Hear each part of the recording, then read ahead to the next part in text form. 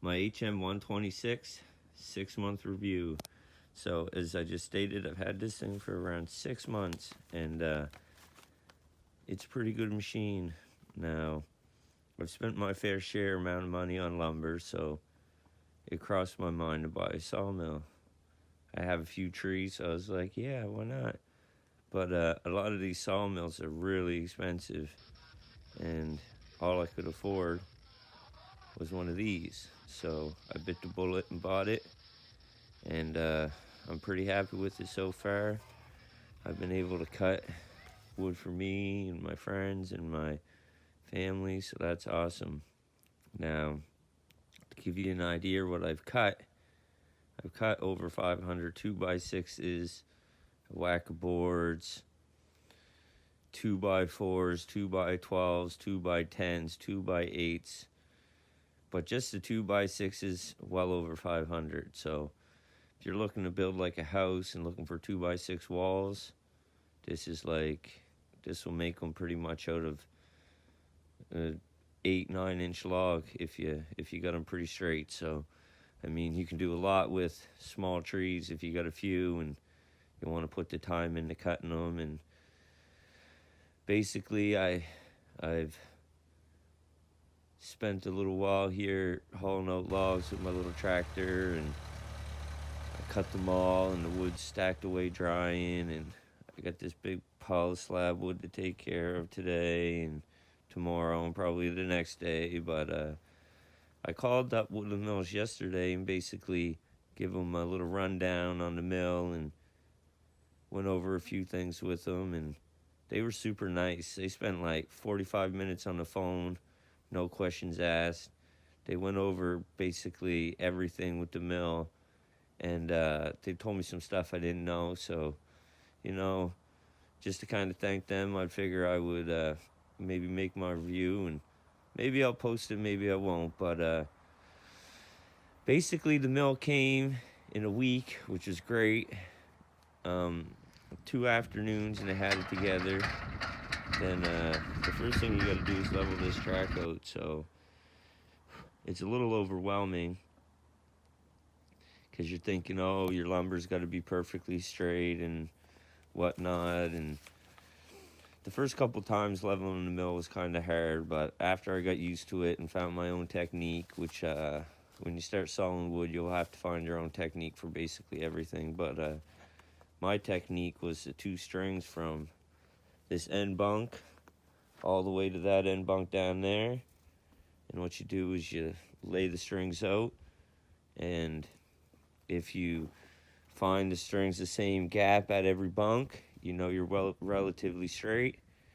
And then you got to make sure your blade is straight with the bunks as well. And also, you got to make sure your mill is level this way. But it's not as important but what happens is, let's say if your mill's up on the end that doesn't have the head, when you get to the end of the log and you're done cutting, the mill will want to roll back. And you don't want the mill rolling back, because then your blade's going to hit the wood and just kind of just be hard on the blade. So, and if you're forward when you're done cutting the log and it's a little windy, your head will want to blow to the end stops and kind of bump there, and you don't want that either. So having it level this way is good, but it's not as important as having it level this way, because that's what's going to make your board flat, and you don't want no up and downs or anything like that. But once you get the leveling figured out, which you will for sure, because it's super easy, you got to worry about this blade. Now, you got the tensioner for the tracking, and then you got your guides down here, and you got your belt up in here.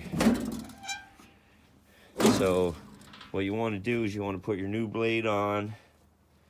You want to adjust the tracking like it shows. You want to get down here. All these guides you've loosened up before you put the new blade on, and then you adjust them.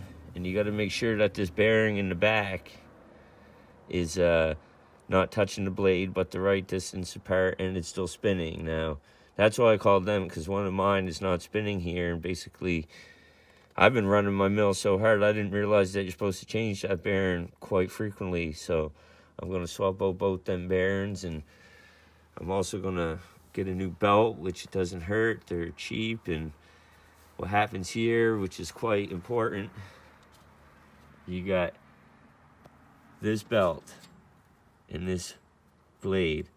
So what you want is the blade sitting on the belt, not the metal. So what happens is, if you're running the mill and you're new and you don't really know, you get some slippage or some burnage on your belt gets thinner, and what happens is the blade will actually sit on the metal casting here, the wheel casting, instead of the rubber, and you won't get as much power and speed out of your blade.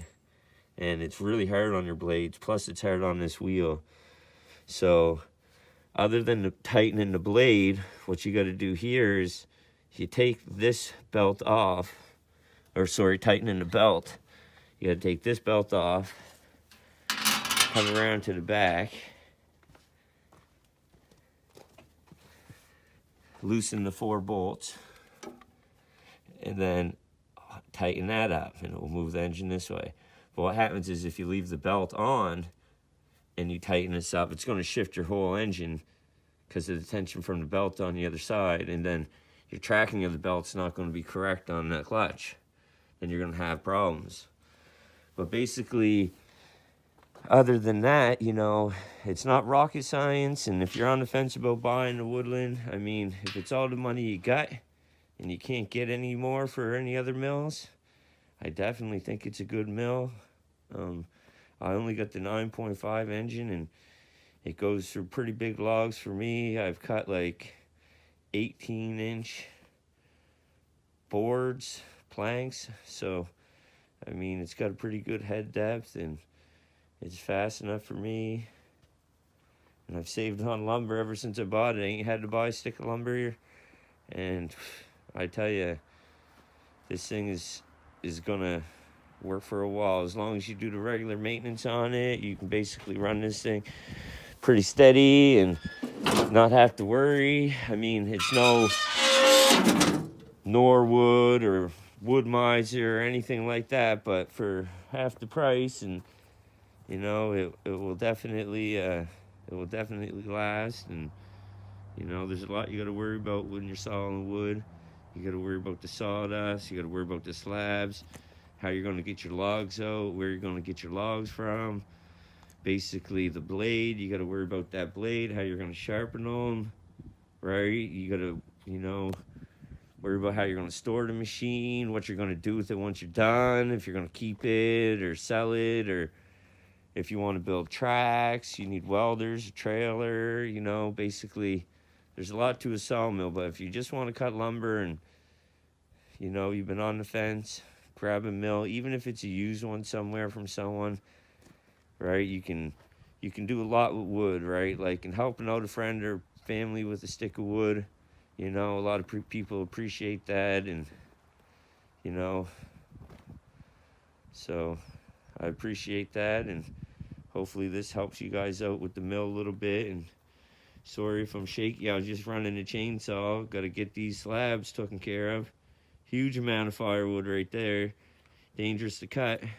So you got to make yourself jigs, and that's the thing.